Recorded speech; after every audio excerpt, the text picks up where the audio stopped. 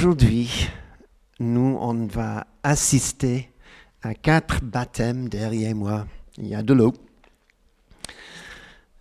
Diane, Garnic, il est là quelque part, Vincent, Sylvie.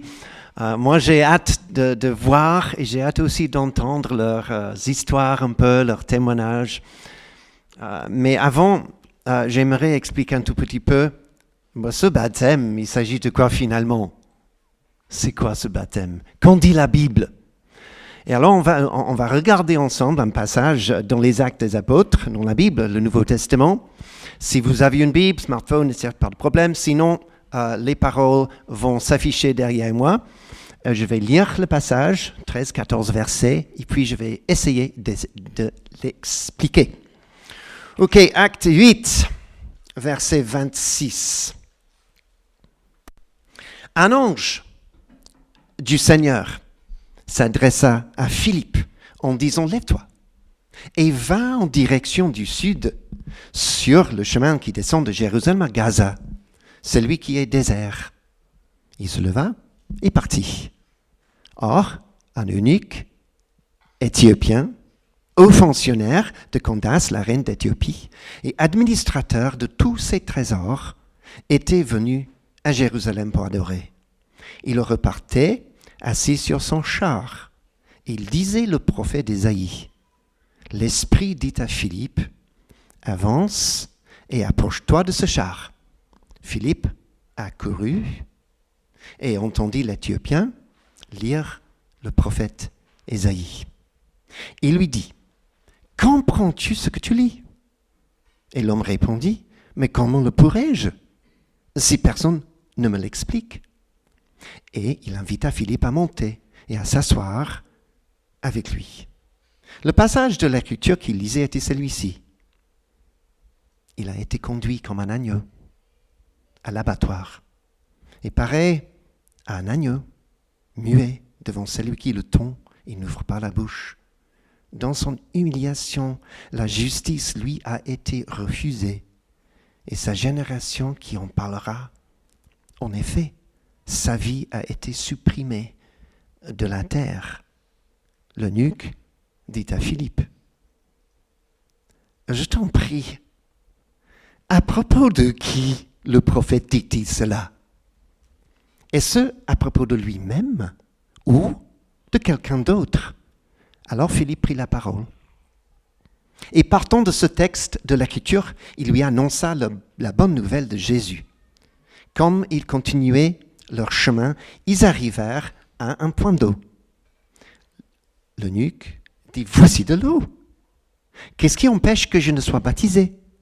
Et Philippe dit, « Si tu crois de tout ton cœur, cela est possible. » L'eunuque répondit, « Je crois que Jésus, Christ, est le Fils de Dieu. » Il fit arrêter le char. Et Philippe et l'eunuque descendirent tous les deux dans l'eau et Philippe baptisa l'eunuque. Et plus tard, il poursuivit sa route, tout joyeux. Ce que je vais faire, c'est de dire quelques mots par rapport à Philippe et puis l'Éthiopien et leur rencontre. Philippe, qu'est-ce qu'on sait de lui? Mais plusieurs choses en fait. D'abord, il était diacre, c'est-à-dire serviteur de l'Église à Jérusalem. Il a été nommé avec 6 autres personnes pour servir les pauvres dans l'Église la nourriture quotidienne. Donc il était serviteur, diacre au début. Et puis il devient quelque chose d'autre. Il devient réfugié. Parce qu'à la suite du meurtre de son ami, de son compagnon, Étienne, j'allais dire Stephen, désolé, je suis anglais, une terrible persécution s'abat, tombe sur l'Église. Il y a des arrestations, il y a des emprisonnements et des meurtres. Et avec presque tous les autres croyants, Philippe se sauve, il s'enfuit. Diacre, réfugié, troisième chose, évangéliste. Moi, je pense, ça veut dire chrétien ordinaire. il aime annoncer la bonne nouvelle de Jésus. Il arrive à Samarie, où il proclame l'évangile, guérissant les malades et chassant les démons au nom de Jésus. Beaucoup se convertissent et sont baptisés dans la ville de Samarie. Et puis Pierre et Jean, deux responsables de l'église de Jérusalem, arrivent pour imposer leurs mains sur les nouveaux convertis qui sont remplis de l'esprit. Et il y a, acte 8, une grande joie dans la ville. Si vous êtes chrétien lyonnais, vous priez, je pense, pour qu'il y ait une grande joie dans la ville de Lyon ou dans la région lyonnaise. Et ça arrive comment? Par l'Esprit de Dieu. Mais au plein milieu de ce réveil spectaculaire, et je ne sais pas où il était, peut-être sous un arbre, je ne sais pas, en train de prier ou en train de préparer sa prochaine prédication, qui sait? Mais l'Esprit lui parle. Un ange, en fait, lui parle. Et la conversation a dû être un peu comme celle-ci. Philippe, il faut que tu partes maintenant. Quoi? Bah tu plaisantes. Les Samaritains ont besoin de moi, ont besoin de ma prédication, mon expérience, mon ministère. En fait, je suis en train d'implanter la deuxième église dans l'histoire du monde. Et l'ange dit, non, ils n'ont pas besoin de toi. Ils ont besoin plutôt du Seigneur. Et d'ailleurs, lui, Jésus, il a une nouvelle mission pour toi. Alors Philippe dit, ah ben c'est génial alors. Un nouveau réveil quelque part, de nouvelles foules à convertir. Une église à implanter, troisième dans l'histoire du monde. Alléluia. Et l'ange lui dit, lève-toi et va du côté du Midi. C'est le chemin qui descend de Jérusalem à Gaza. Et Philippe dit, il n'y a rien là-bas que du désert. Tout à fait. Et Philippe doit poser la question, mais tu veux que je fasse quoi là? Silence.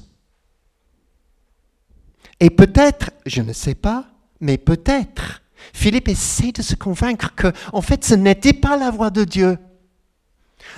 Évidemment, je me suis trompé. Évidemment, peut-être hier soir, j'ai mangé trop de tartiflettes ou quelque chose. Je ne sais pas. Mais il sait, dans son cœur, il sait que c'est la voix de Dieu qui lui parle. Jésus avait dit, mes brebis connaissent ma voix. Philippe était une de ces brebis. Alors, entre parenthèses, vous, est-ce que vous connaissez sa voix? La voix de Jésus.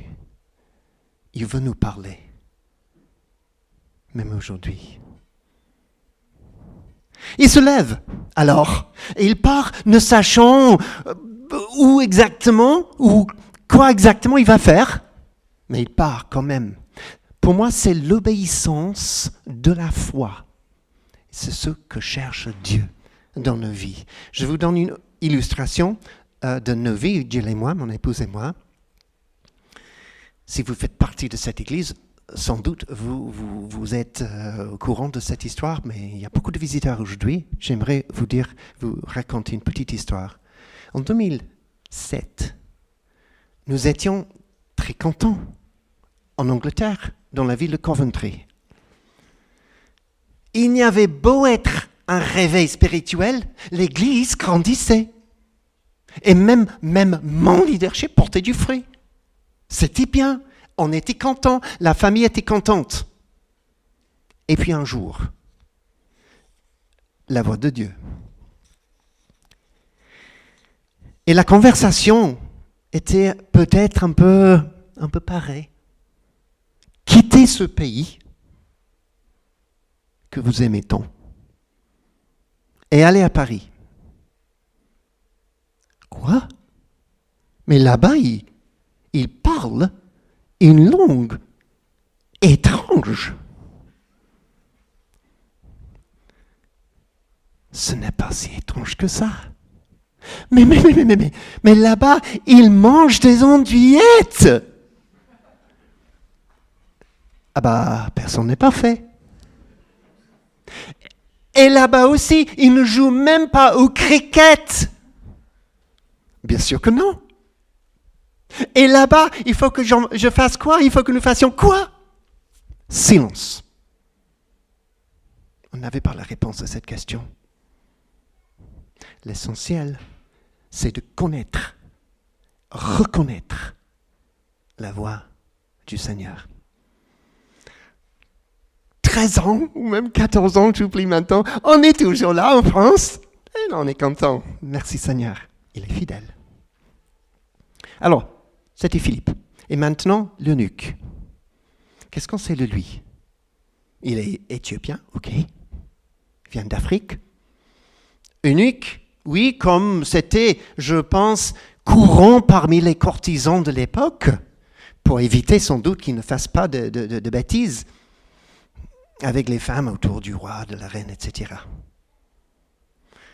Mais il est aussi fonctionnaire, haut fonctionnaire.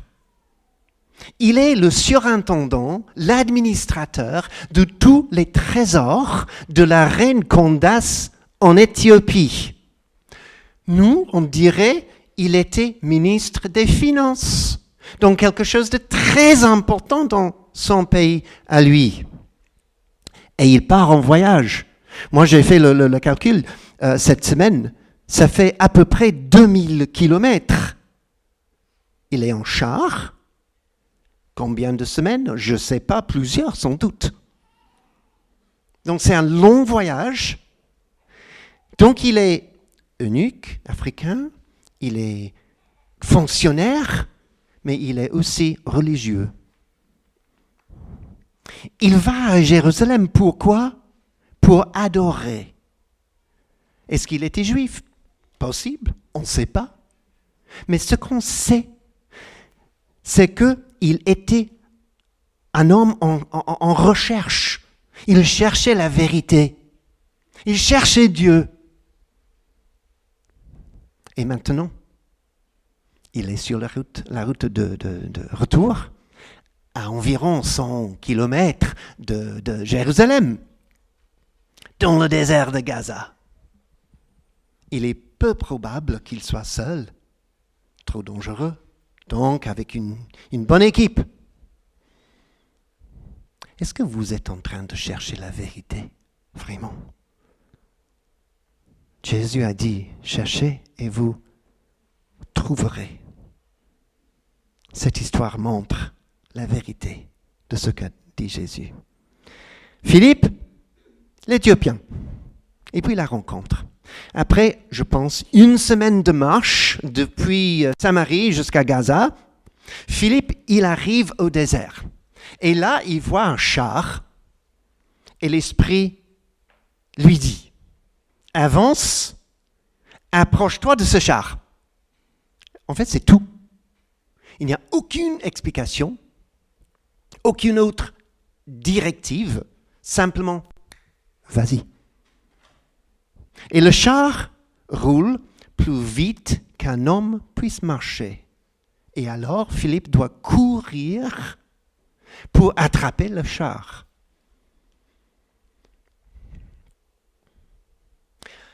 Encore une chose entre parenthèses. Souvent, en fait très souvent, Dieu nous révèle sa volonté pour nos vies. Une page à la fois. Et nous voulons connaître tout le chapitre.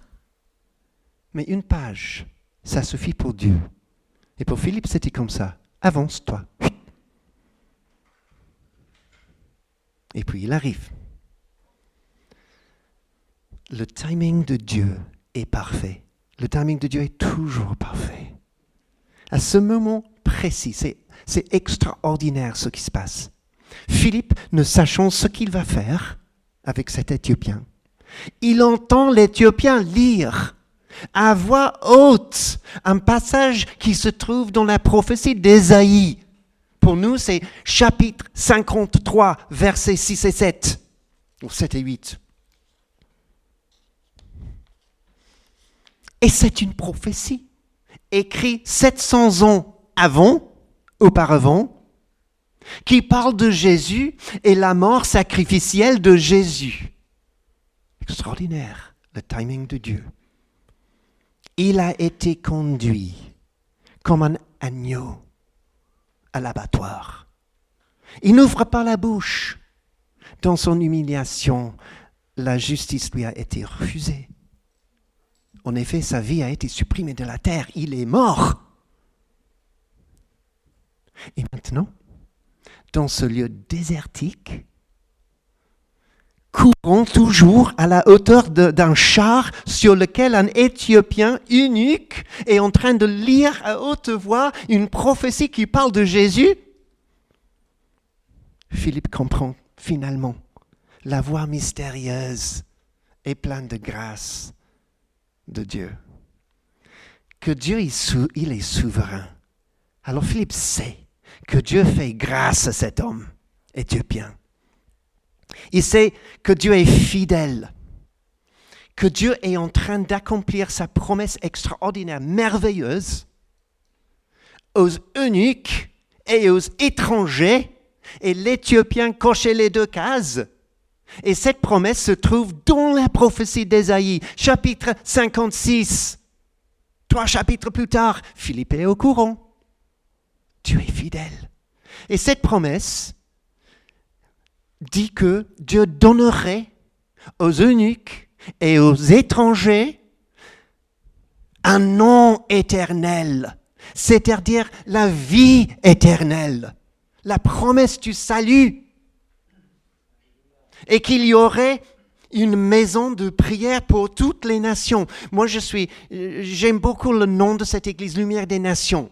Et aujourd'hui, je pense qu'on va baptiser un couple français et un arménien et française peut-être, mais d'origine de Rwanda. Mais c'est magnifique.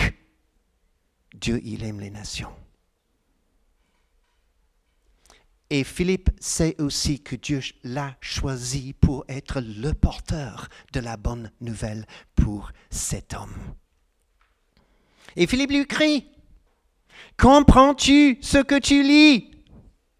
Et l'Éthiopien répond, « Ben non, comment pourrais-je s'il n'y a personne qui peut me guider ?» Et Philippe, là, il doit lui dire, « Je peux t'aider !» Alors, il est invité à monter sur le char. Et puis, la question, mais de qui le prophète parle-t-il ?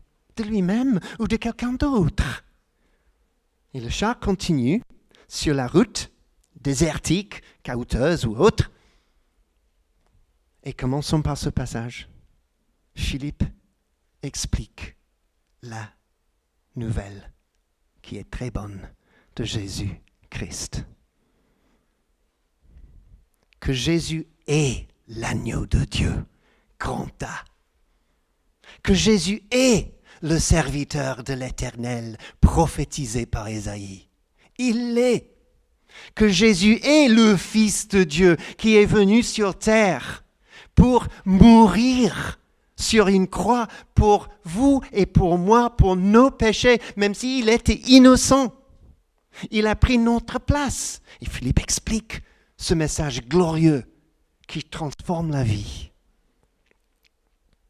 Et que Jésus est le Seigneur des Seigneurs qui est ressuscité d'entre les morts le 3e jour pour que nous puissions avoir une nouvelle vie avec Dieu. Waouh, c'est le message. Dans le même chapitre, il était blessé. C'est lui, Jésus. Il était blessé à cause de nos péchés, brisé à cause de nos fautes.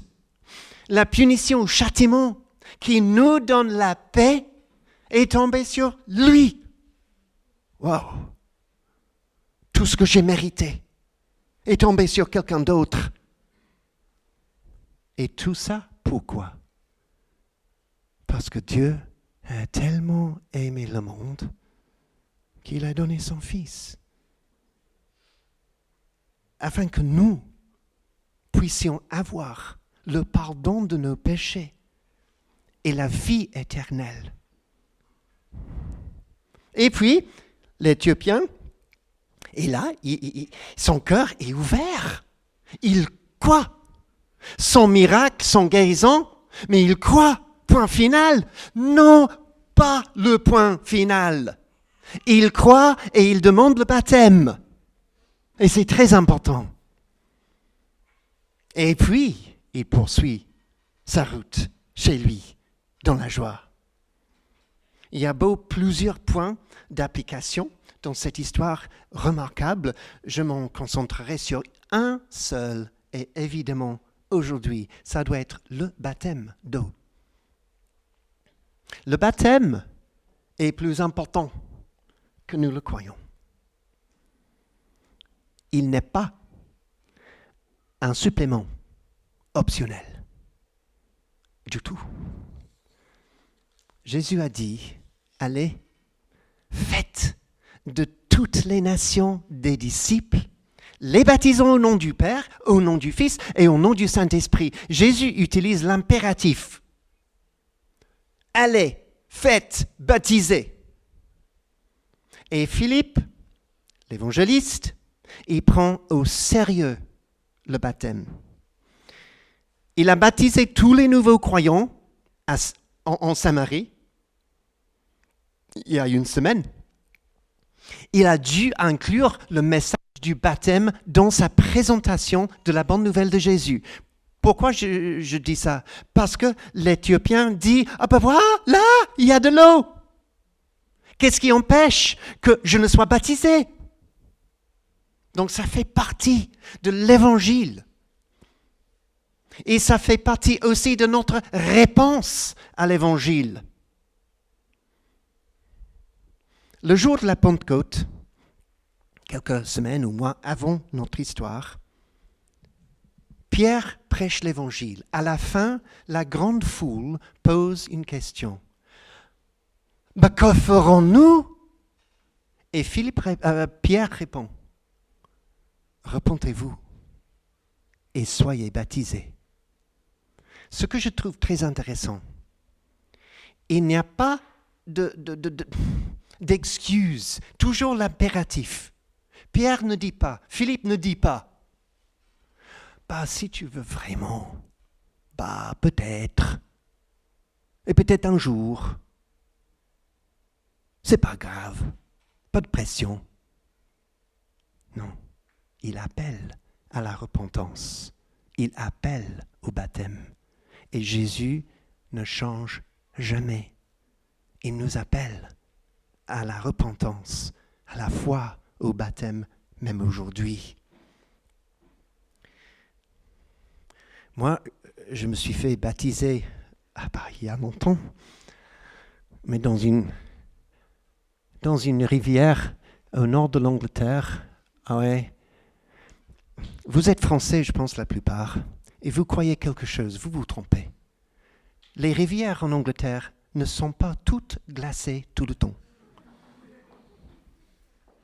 C'est pas vrai. C'était en juin, l'eau était froide. Ok. Mais gérable. Pour moi, ce jour-là, plouf.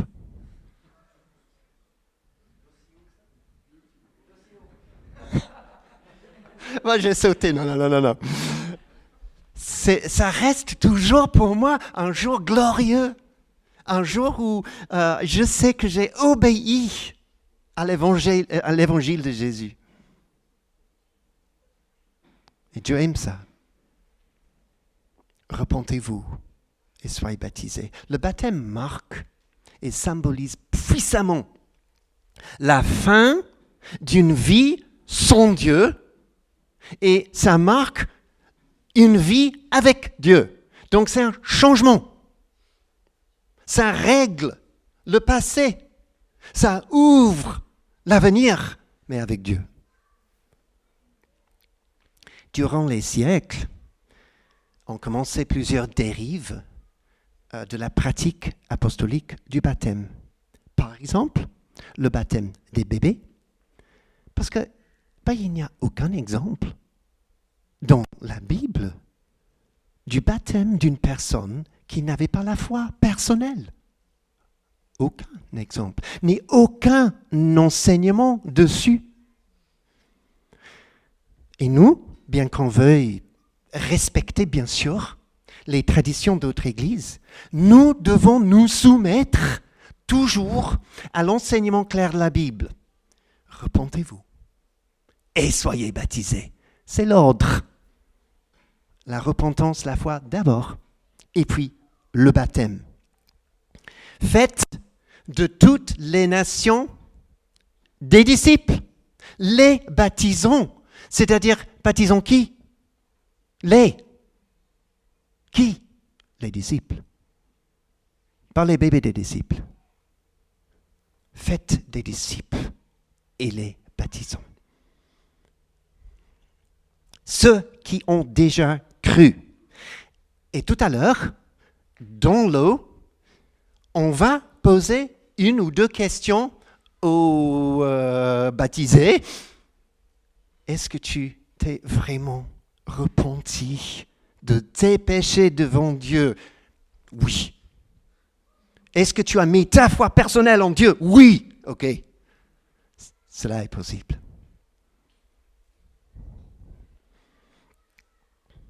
Est-ce qu'on fait l'aspersion? Ben non. Cette histoire nous enseigne. Ils descendirent tous deux dans l'eau. Et quand ils en furent sortis, donc évidemment, immersion. Pourquoi c'est important? Parce que ça parle d'un enterrement. La fin d'une vie, laissez-la dans l'eau pour que la personne puisse se lever et marcher avec Jésus en nouveauté de vie. Et devrions-nous attendre? Quand l'Éthiopien demande, mais qu'est-ce qui empêche que je ne sois baptisé? Philippe ne répond pas,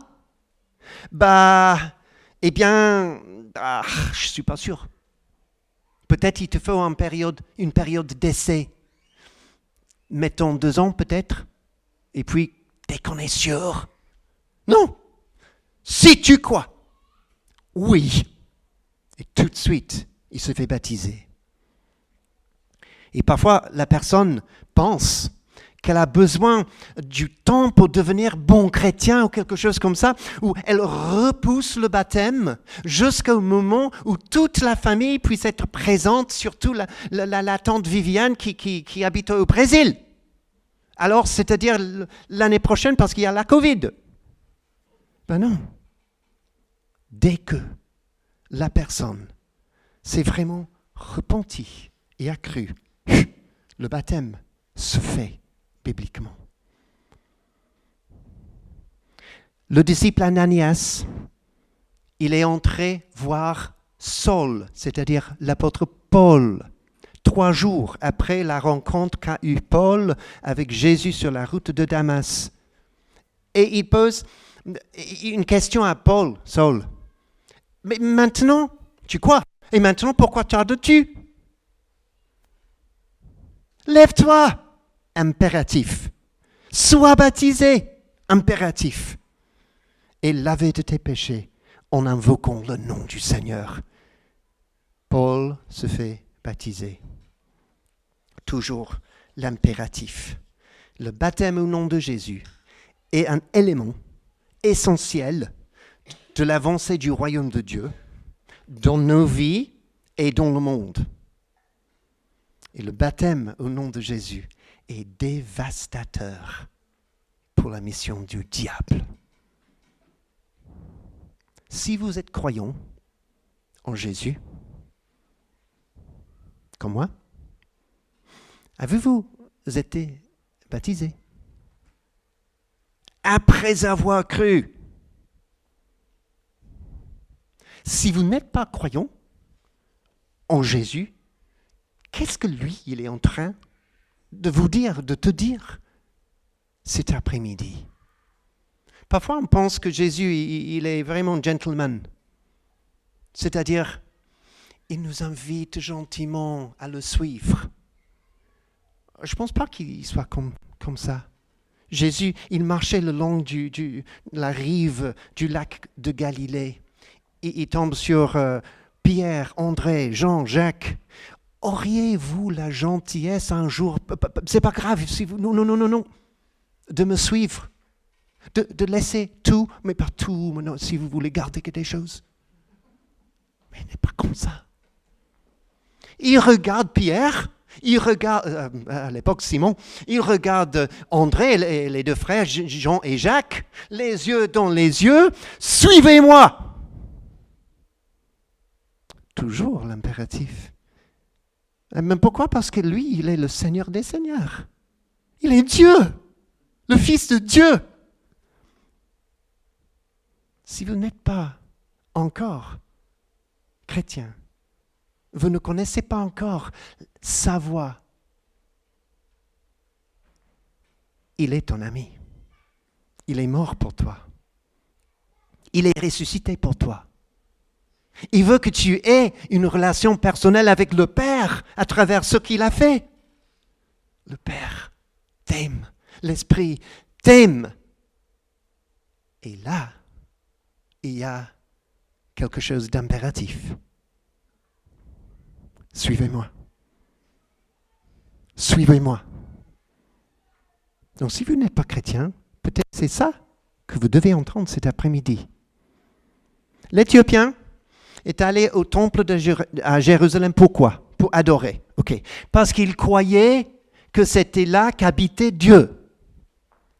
Mais il n'y trouve rien, sauf une prophétie qu'il ne comprend pas. Et pourtant, sur le chemin de retour, au plein milieu du désert, il fait une rencontre qui change sa vie. Une rencontre, oui, je sais, avec Philippe, mais une rencontre beaucoup plus importante avec quelqu'un d'autre. Jésus-Christ, le Fils de Dieu. Parce que Jésus-Christ est le vrai temple. Il est allé au temple, rien pour lui. Et là, il rencontre le temple de Dieu, Jésus lui-même. Il rentre chez lui dans la joie. Il est déjà le surintendant, l'administrateur de tous les trésors de la reine Candace. Donc il connaît un peu en trésor. Et maintenant, en lui se trouve le plus grand trésor de l'histoire, la présence de Dieu lui-même. Il a trouvé la perle du très grand prix, le trésor du roi des rois.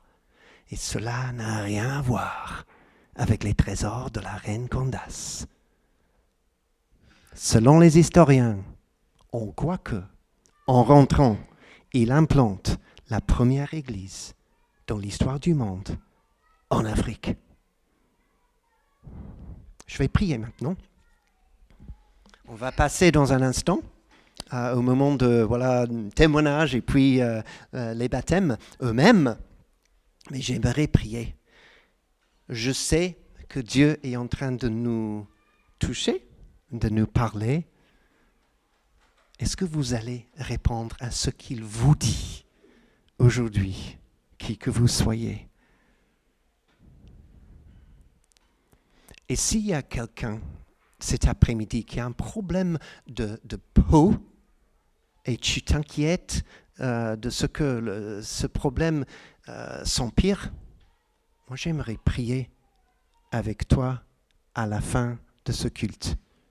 Il y a quelqu'un qui a ce problème-là de peau. Je ne sais pas où, que ce soit les mains ou autre, mais s'il y a un problème de peau quelque part, moi je pense que le Seigneur m'a montré quelque chose ce matin et j'aimerais prier. Si vous êtes un peu embarrassé, dites-moi à la fin. Dieu est vivant. Il agit. Au nom de Jésus, prions. Seigneur, merci pour cette histoire remarquable de l'action de ton esprit et de ton amour et ta grâce pour cet Éthiopien. Et merci pour sa réponse. Tout de suite, je crois. Je crois. Et je prie, Seigneur, pour nous tous cet après-midi, alors qu'on est là pour assister au baptême, que tu nous parles, que tu nous touches au nom de Jésus. Et je prie surtout pour ceux et celles qui sont là, qui se posent les questions, qui ne sont pas peut-être sûrs de leur foi. Je prie pour vous maintenant, que vous soyez courageux pour obéir à sa voix à lui, pour prendre un pas vers lui. Et si vous êtes en train de dire dans vos cœurs, votre cœur, ouais, là c'est magnifique. C'est l'action du Saint-Esprit. Je prie pour vous. Il vous appelle à la repentance. Il vous appelle au baptême.